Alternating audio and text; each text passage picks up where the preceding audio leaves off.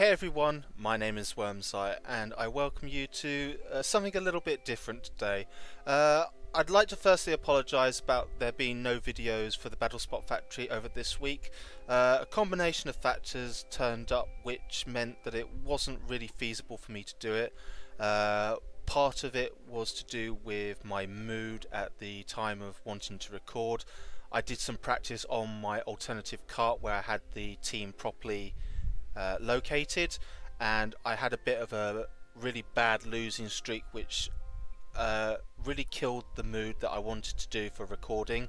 And I think a lot of the time you've got to be in the right frame of mind to actually play. When I wanted to record, I was still in a bit of a rut, and obviously I didn't want that to sort of impact upon the quality of the videos, my general ability to put across information, because at the same time there's a bit of give and take going on, and I'm trying to provide the best information for you guys, but I also want the quality to be as high rate as possible.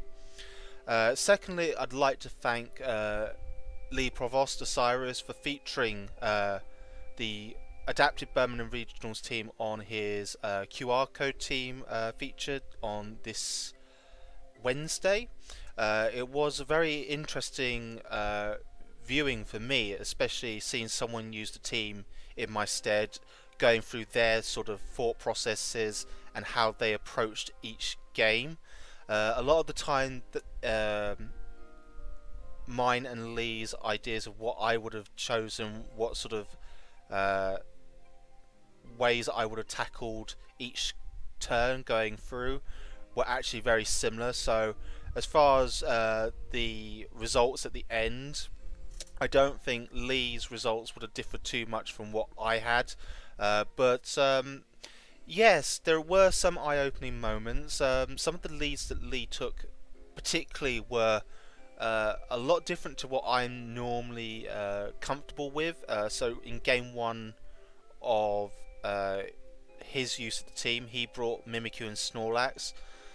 It's not a lead that I would have been most comfortable with taking, but it actually worked out very well for him, and he was able to swing a lot of momentum very early on in the match, and it was only really some late game preservation by his opponent that really took the win away from Lee there. So fair credit to Lee for using it, and like I say, I'm grateful for any additional viewers that I may have picked up in light of that. So if you are watching, hello, it's great to see you. Battlespot Factory should be coming back at the very least for next week. Whether we continue to use the team that we were featuring last week, or whether we move on to something different, remains to be seen. I'm still trying to see whether I want to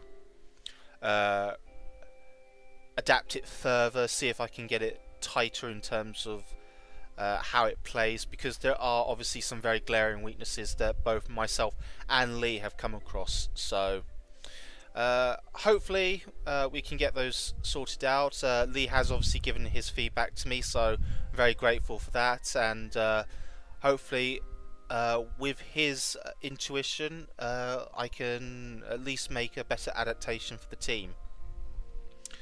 So today really I want to bring you a bit of an archive match. I promised some time ago that I would be uploading all of the International Challenge games that I played in April. Now sadly that's probably not a very sensible idea, considering that we are almost 2 months down the line, and the teams that were used back then differ somewhat to the teams that were used in that International Challenge.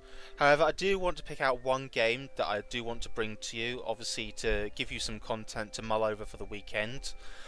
This was a International Challenge match that I had very late on the Sunday evening, roughly while I was around the 1700s range, and it features a very top-rated player in the Netherlands, Rob Akershoek. better known as ApplePieVGC online.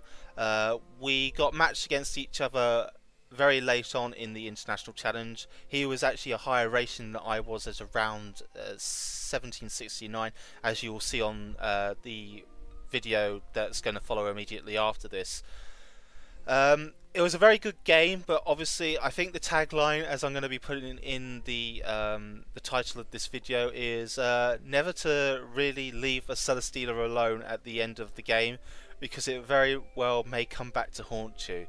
So without further ado, I'm going to leave you with the battle, but I hope to see you back here next week with more Battlespot Factory.